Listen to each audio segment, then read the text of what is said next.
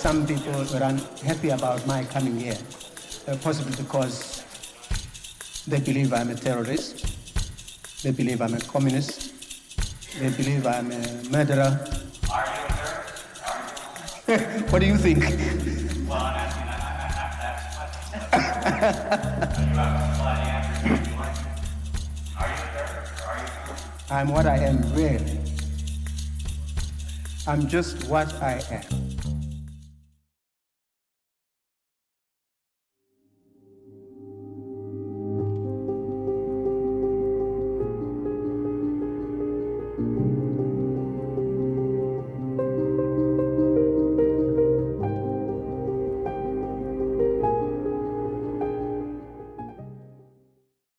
Is what do you think informed the kind of respect that OR had for women and the confidence that he also had in the leadership capability of women? Well, thank you very much, my dear. That's how many hours do we have? Because talking about OR, and he was just a lovely and loving character. I'll start by saying that it's true what you've just said, that OR had confidence in women, but he had confidence in both men and women, but particularly because we're talking about a patriarchal time then as it is now. There was this extraordinary ability for him to ensure that all of us felt equal to any and everybody. I think some of the contributions that we can highlight is both just the nature, his own natural characteristics, a very warm, kind person, and very soft as a human being. Mm-hmm. So from his natural character, they can then glean that this is a person who just loves people, whoever they are. And the second one, I think that it is the socialization. I think that his own upbringing in the rural areas and his own observation of the burden on women, their suffering, and what they themselves were able to do and to achieve. So their capabilities, both within the family and in the community. But then you also had this combination of what I would call Ubuntu consciousness. And Ubuntu consciousness is just fundamental for me, and I think for all of us, because it has got such values as just the natural love, the solidarity, the respect, and treating with dignity the next person, and the humility, and all those things. And just for him, I think he had this deep hatred for any form of injustice, oppression, or inequality. So this almost comes naturally to him, though I think it was a socialization. Of course, he's training as a lawyer, and he's defending of people in South Africa, especially the downtrodden. And he, in his early life, and this sometimes is not highlighted, OR marries Mom Adelaide Tambo. And Mom Adelaide Tambo is a feisty feminist, even at that time, within the leadership of the ANC Youth League. So it's not like, okay, sweetheart, you'll stay at home and I'll do the revolutionary work. So they are there together. But then for me, there was also an additional thing of his basic understanding of class, race, and gender ahead of his time. Because at that time, and I'll probably talk about this much later, more than anybody, he actually understood colonialism and what kind of patriarchy was within the South African colonialism. So the triple-fold oppression of women, as especially African women, as a class, as a race, and as a gender. And in my view, he understands that when colonialists came into our country, in their trail, literally, they were carrying this trail of their own patriarchy from wherever they came from. And when they arrive in our country, we've got our own indigenous patriarchy, if we can own these patriarchies. As well. So then they look at our patriarchy and they can see how they can appropriate and abuse our own patriarchy for their own nefarious ends. So you then have this complex patriarchy in South Africa, the colonialist patriarchy, and patriarchy. This intersection have then this complex patriarchy. And OR understands that there's no way without the patriarchal question. So I think that he works through that and in his early understanding. And as I say generally, and this is a term that was not used in the ANC, feminism. I think that OR was a feminist.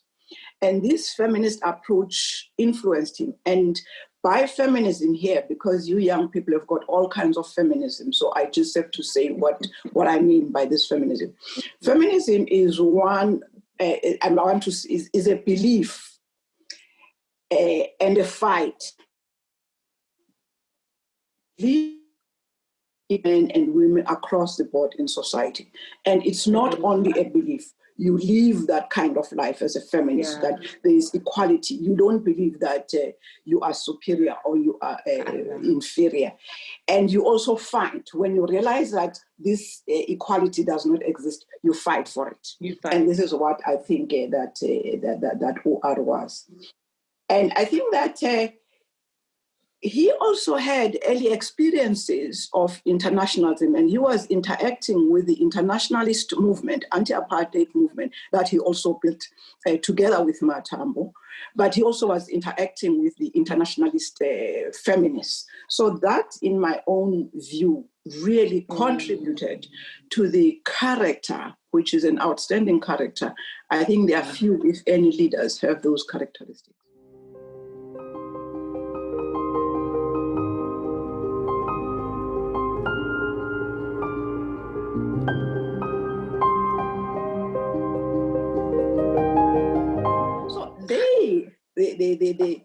The ANC, particularly OR, knew their membership and knew their cadreship and had all the confidence in their cadreship and membership. And once then they decided that this cadre has got the capabilities to do 1, 2, 3, and 4, then they appointed that cadre to play that particular role.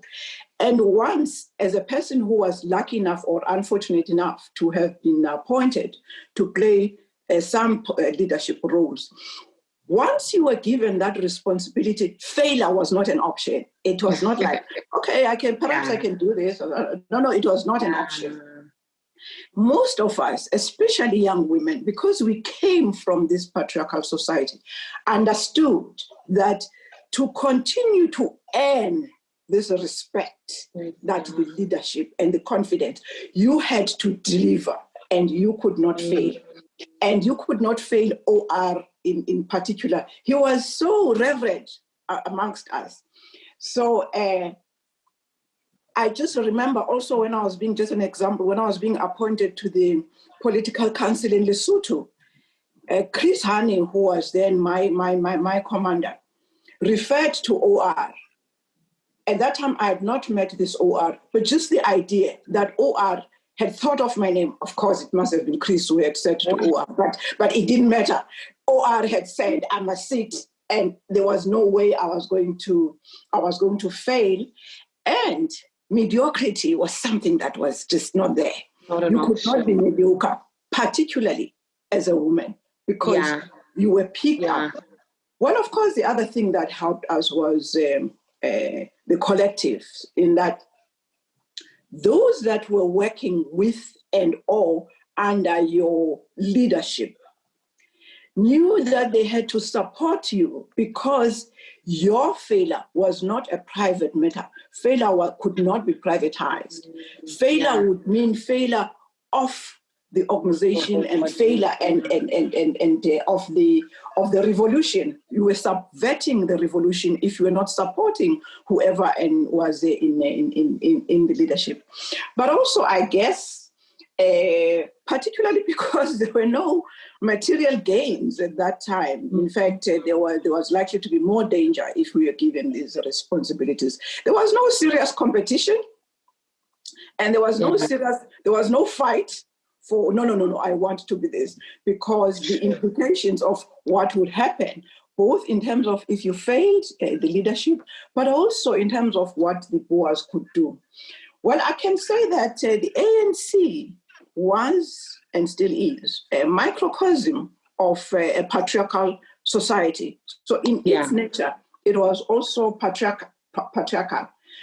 And perhaps patriarchy was coexisting with and was adapting to the democracy of the ANC, and adapted all the colors of the ANC. And of course, it still does. So inside the ANC, there may have been resentment from some men as to why a young woman or whatever woman was being appointed. But I don't think they had any chance of showing this, whether they were feeling bad about it or not, because it was a responsibility, it was a duty, and all of us just had to do duty. Sure. And I just want to know, Ma, would you say, especially when you say that failure was not prioritized, and also just mentioning the fact that mediocrity was not an option, would you say that women had to work twice as hard? Would you say that was a reality for you guys? That, my dear, was a reality. And you actually had to have the consciousness that it is possible that I deserved this. I earned it. Sure. But as a woman, and as any leader in the ANC, you did not go around saying, I'm capable. The movement recognized your capabilities. And it is, most of the time, you did not even recognize that you had these capabilities. You were thrown, so to speak, at the deep end. But as a woman, and as a young woman at that particular time, each time I think many other female and younger comrades were given responsibilities, we had to push much harder than men. We had to literally prove ourselves, because that leadership is earned and that respect is earned. And it's worse when you are a woman. I will, when we continue with our chat, talk about examples where I felt really, and sometimes you would question yourself, am I being appointed here because they need a woman's face? Is this affirmative action? And if you don't do that, wherever you get these kinds of appointments, you take things for granted. So you've got to question yourself. And you can come to the answer that even if they were appointing me because they were just giving, then I'm going to prove to them that they were correct. I'm the best for this responsibility. Then you ask yourself again whether this appointment means really that the movement has got so much confidence in you. And then you say, if they've got so much confidence, then I must prove them correct. I can't fail them. So as a woman, you always had to have these questions. I'll share with you later the challenges when you join MK, because there are so many questions that you ask yourself, but that the movement, you think they are asking themselves. For instance, when they say to you, would you like to go to MK or to school? And you then say, no, I would like to go to MK. And they say, you know, but school would be, and then they explain the advantages of school. And then you then say quietly, say, am I being patronized? Is it that they are so caring for women? Is it that really school is so important? So you ask yourself those questions and you say, oh yes, I understand school is very important, but I still would like to go to MK. Wow. So you are always having these questions about why is this being done? Not in a negative way, but to empower yourself so that as you deal with that responsibility, you know what you're doing.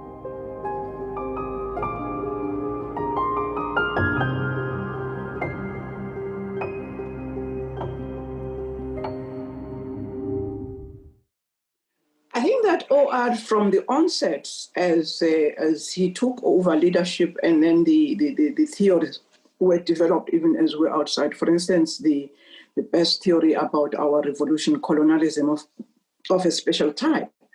He had from the onset, because we've already said that he had this consciousness, he had to deal with this yawning gap in that colonialism of a special type, especially the earlier interpretations, focused mainly on class and gender, on class and race rather. So there was the national question and there was a class question, but the gender question or the women's question was actually not there.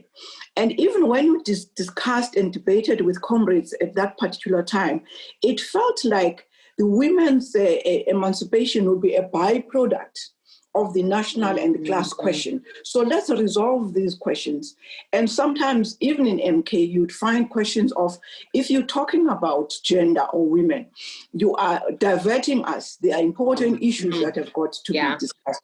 And if you look at the ANC from 1912, the fact that only in 1943 do women join, and only in 1956 do they have the first NEC member.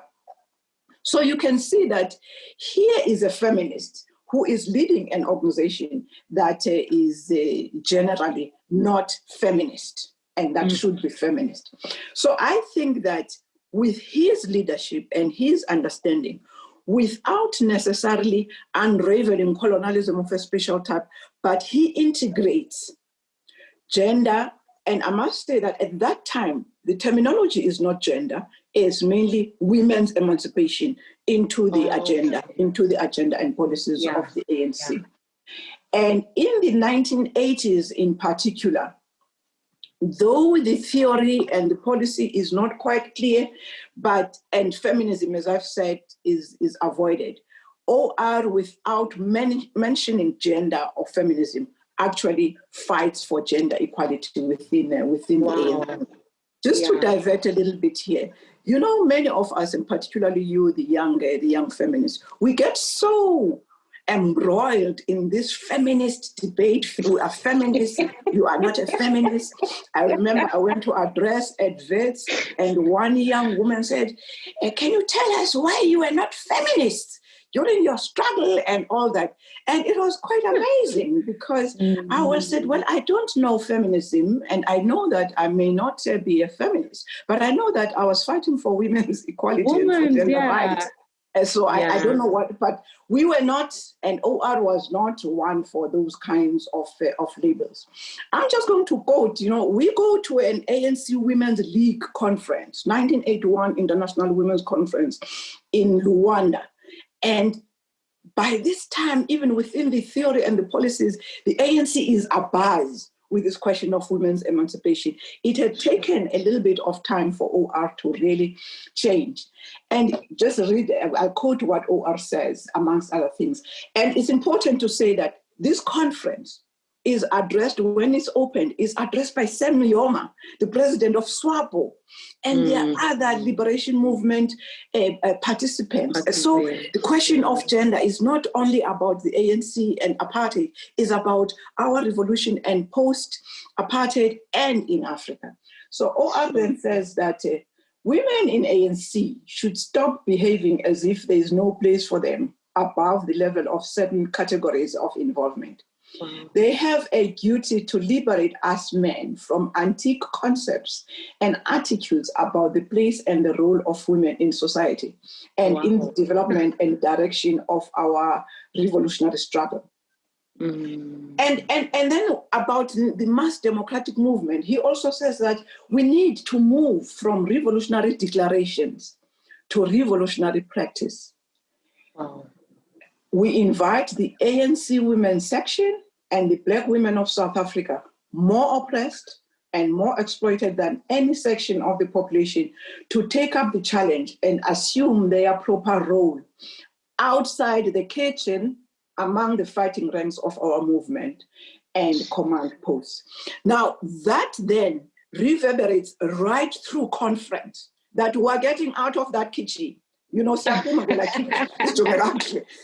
this is Pumil Asabuye. Then 1984, just now you can see the 80s. 1984 is declared the year of the women. And we're in the camps, we're everywhere. You can imagine, because it then says the focus is on that whole year We have been motivating for the new South Africa to declare one of the years the year of women, and we're still not winning. But anyway, OR says we are confident that in that offensive, death-defying soldiers of uMkhonto Sizwe, our heroic youth, our militant workers and fighting women will play their historic role and contribute massively to the build-up towards a determined, united, and nationwide assault on the enemy's constitution and for the conquest of popular power in our country. So you can see that the 80s, inside the ANC, underground, and this is the time that the mass democratic movement, the federation movement comes up. And this is also guided by the ANC in exile and all the structures, and particularly OR.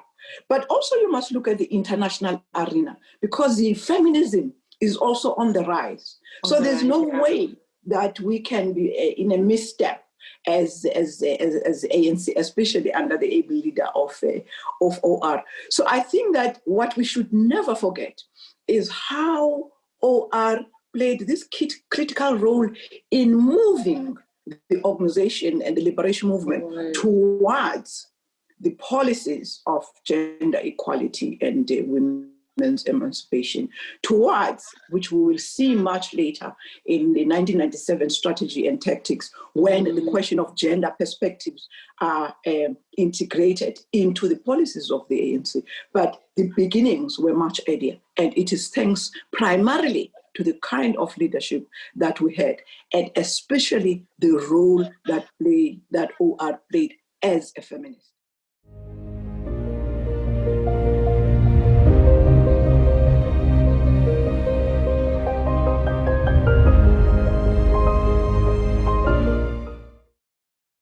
No, that is, I think my mind is just literally, I'm losing my mind. I'm just like, what? It's amazing that he would use such a powerful space, right? Where not only is it just the ANC itself, but all the other liberation parties are present to just claim and say that women's space is right here with us alongside the men. We cannot have this victory that we are, fighting for without them. And I think it's an amazing thing, because so many people always say, especially if we look at the AU, for example, with Agenda 2063, and how we can never achieve even half of the goals if we don't have, women empowered and also women at the, at the forefront as they need to be as well. So it's interesting to see how the language is just, it's a thread, it's a common thread throughout.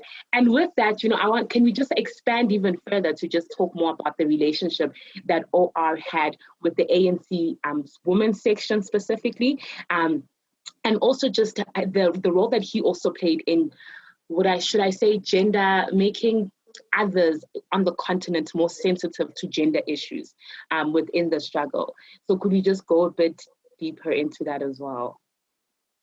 I must say that we also need to talk more to some of the comrades who were in the leadership of the ANC women's section at that time, younger ones and older ones, people like Mashope, people like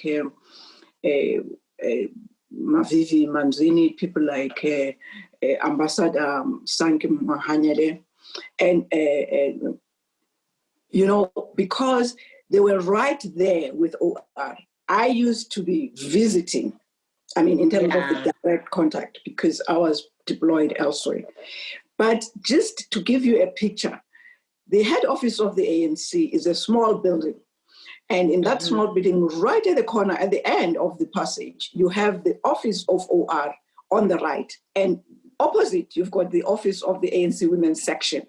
Wow. So these two are literally facing each other. And I used to have such fun when I was visiting women's section, because you only had to open the door and just keep on checking when he's coming in and when he's having his tea, and just jump in. And of course, the ones that were working there didn't have this kind of excitement as much as I had when I visited the women's section. But I had a feeling that the very proximity of the offices and the very access of the women's section, Mema Posho, who was one of the leaders, Mema Sperepere, Mema Shope, all of them could access OR easily because he was just right across. And he did not have a structure of an office for the secretary where you first go to the secretary. You just walked across and say, yes, and then say, Tata, and then he was there, and he would be just adjusting his spectacles as you were coming in. But he also exercised a lot of firm pressure on the ANC women's section, because I'm told he would call on them to then say, has this happened? Has this not happened? And he guided them. Of course, I don't think he was guiding them on the basis of being a man, but he was guiding them on the basis of his deeper understanding of colonialism of a special type and of patriarchy. Now, OR and other liberation leaders had such a beautiful bond that was such exciting to watch, particularly OR and President Sam Nujoma. And there was clear influence of each other in the broader national liberation movement. For instance, the example that I can give is that there's a conference in 1985, which is the post-decade in Nairobi, and the delegation of the ANC women and the delegation of SWAPO women. But who addresses them when they're about to leave? Both OR and Sam Nujoma. And you can see then the role that they are playing in terms of the national liberation movement. OR always included in his delegation to whatever conference, whether it was NAM or whatever conference, he would include women. So that inclusivity was promoting. And remember, at this time, the elderly ones like me, we were relatively young at that particular time. We were called the young women. And I'm emphasizing this because the intergenerational within the ANC was sort of quite smooth. There was no question of, the old ones. I'm always asked by yourselves, when are we handing over the baton? And I look at my hand, I don't even have this silly baton. But we never were looking at this baton to grab from the older ones. In 1987, there's this conference on children, repression, and law in anti-apartheid in apartheid South Africa. It's in Harare. It's 1987. OR the delegations of liberation movements from the whole continent. And of course, by this time, OAU is very strong. And you can then imagine the vibrancy and OR's speech and Sam Nujoma's speech and Samora Machel's speech on the question of women's emancipation. So we then have that advantage of having this leadership, not only the leadership of the ANC, but the leadership of the continent. As well. That was actually supportive of our liberation strategy. You can see OR even when we are preparing. The ANC policy begins to change, especially continues to change 1991 as we were preparing. And it is OR who actually set the women's section together with the legal section to look at what it means for a free democratic South Africa and how do we integrate. In the preparation of Prepared to Govern or Ready to Govern, there's that discussion and there are workshops about integrating women. OR is not in the negotiations later on, but his impact is already there. And you can see when they have the first meeting, of course, regrettably by now, he is not well. When they have the first meeting in Groote Schuur, he includes from the ANC delegation outside the country, Meruth. Of course, you younger ones can argue today that why was there one woman? But the very fact at that time that you could actually think that a woman must be part of negotiation with the racist government, for us was a great achievement.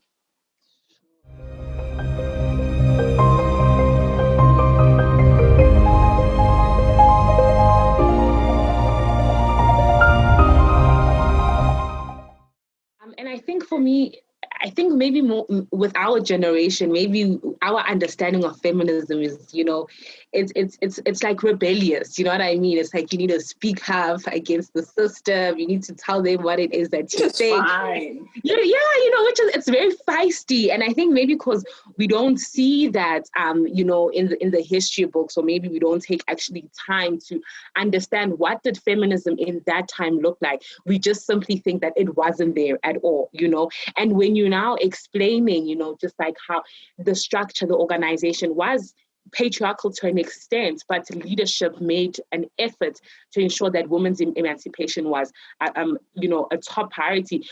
For me personally, I start understanding that I'm like, wow, guys, I think within the African context, feminism has always been an important agenda, especially also within the general struggle of the continent. So, yeah, I think we have to go read. My generation, we have to go read. Just to interject, one of the disadvantages that we have today is that the stories are not yet told. And when they are told, they are not told from the storytelling of our own perspective. And people theorize. I mean, when people write about feminism, it's a big theory. And some of us had not gone to school, but we lived and we continue to live the life of feminists. So if at all you are going to go and look for the written word on feminism of the ANC women's section, feminism in MK, or feminism in ANC, then you're not going to find feminism.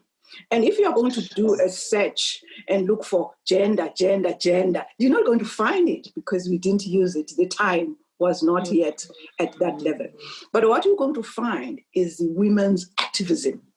And you just were saying earlier on that you guys are really feisty and all that.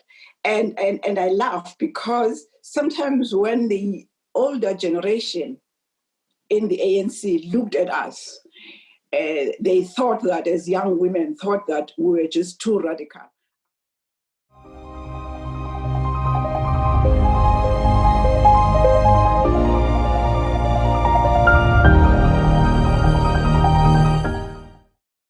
Confidence. Do you think that the legacy of OR as it relates to gender equality has been upheld within the party, within the country, within the continent?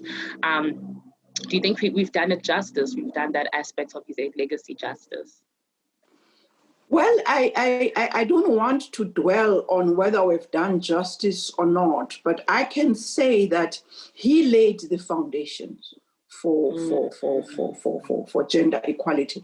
And we cannot fail him and all the other leaders, like I've already mentioned, Samora Machel and Sam Nujoma and Agostino Neto, all these liberation leaders who were all men, but they had such understanding of the importance, of the critical importance of women's emancipation in our own individual countries and in Africa.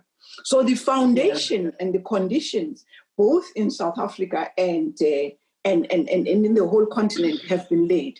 If you look at the continent, even the question of the OAU, I mean, the OAU paid specific attention to women, but sometimes people forget. The Pan-Africanist Women's Organization even had, before the OAU, they were the one who promoted the question of the charter. So you've got BOW in the continent, and BOW that sits there with and within, side by side and within the OAU. So you had the structures, but not only did you have the structures, you had the theorizing. Of course, there's a lot that we can talk about theory of theorizing patriarchy in Africa. It's something else. But still at that time, we had the institutions and we had the women. There were few, and we still have. In South Africa, patriarchy is the fundamental cause of even the gender-based violence and femicides that we're having, which is exacerbated by COVID-19. And this also happens in the whole of Africa. Yeah, that you have this. In South Africa, what we also have are the internal challenges that we won't get into within the ANC And one of the fundamental challenges there is a diversion from the kind of ANC that we had to a greedy membership, not ANC, but some members who are greedy within the ANC, and some fight for positions within the ANC. And that undermines and disunity within the ANC. That undermines gender equality. You've got disunity within the ANC Women's League, within the ANC Youth League. And because the ANC is the ruling party, and in fact, the ANC had long been seen as the leader of the revolution. Once you have the weaknesses in that leadership, then it affects not only the ANC, but the whole government and the whole society. And this is what is unfortunate in terms of OR Tambo's legacy. I was just saying to somebody, I have seen people marching, calling themselves MKVA. And I said, not under our watch, most of those are not MK. Because we as MK demobilized in 1993. Let's assume when we demobilized in 1993, you had just joined MK and you were 15. By now, you'd be in your 40s. You are not likely to be under 40 and be a veteran of MK. But this is not OR. Even for those that are MK veterans, this is not what MK does. We were, and we still continue to be, within the ANC, the proudest, because we took an oath as uMkhonto Sizwe. You do take an oath as an ANC, but there's a particular oath that we take as uMkhonto Sizwe. And when things, and that oath, just to take you, it's the way it is done. OR holds the spear. OR in full combat holds the spear and hands the spear, and you hold the spear together with OR, and you then declare, you read the oath. And there's no way that you can behave in the kind of ways. So that's the unfortunate thing about the legacy of OR, that some of the things that are being done are said to be done in the name of MK, and it is not. I want to accept that MK comrades, many MK comrades, have really, really suffered since 1994. And they've been marginalized, and many of them are poor, and many, I've had comrades that I served with who died in the streets of Hillbrook. And I would say, I'm a soldier, dying in Hillbrook because they were begging, and then they were fighting with other beggars in the street, and then they get killed by other beggars. That's not OR.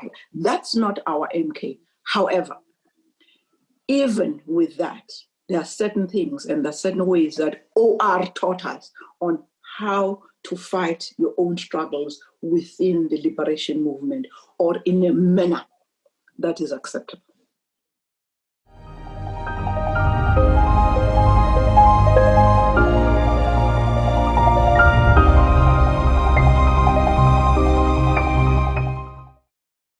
So it's not, and of course there's got to be both resilience and consistency. I was laughing and talking to somebody that during August 9, I was so active on Zoom talking about, hey, women's struggles, hey, gender. And I was saying, yeah, I know it's like the circus in town. It sounds very negative, but it's just like the circus in town. And I had my black, green, and gold, and wearing all this, and it's August. Yeah, Pela, celebration. Why do you like August? You have to do the circus. So we can't be a seasonal. August comes once a year like Christmas, but we can't. OR just used to talk about consistency. So you can't just be the fashion that August is our month. So it's like Christmas, it comes once a year, and you know that once it has passed. And we moved quickly from August into September. Sebamba iheritage. Sakhohlwa ngamakhosikazi. Manje sikuphi? Simbambile. December isizayibamba iMK uzawusizwa wena ngeDecember. But then you need this consistency in whatever it is that we do, and ensuring that whatever we do, it has got just the gender relations, the changing of gender relations, August or January or February or whatever. Let's just make sure. Yeah, but I'm laughing so much because the way you're even talking about celebration, Kismuzi, it's like my colleague and I were talking about how what you call this Women's Month, it's lost its power, it's lost its significance. It was even interesting to see how on social media people were saying, okay, I want roses or chocolate, and I was even like, is it Valentine's Day? I'm not understanding what's happening, But you're right. It's because I think women's issues, they're just an aftermath, It's just like, oh yeah, and that as well, And I think we see it with August month and how it's just like, it's like ikipat, you know what I'm saying? Yes. Celebration. Yeah. And in Africa is International Women's Day. We wake up, I also get active in the International Women's Movement on March. But this is the thing about what OR taught us: consistency. Not on and off, not on switch off. And he used to talk about, I can't remember the quotation, but that the revolution is not a water tap that you open and close. You open and close. It's not like that. It's just that you open it and consistently, you just got to continue. We have got to keep going. A general build-up of a massive force in our country that says no to apartheid. A new South Africa now, today, not tomorrow.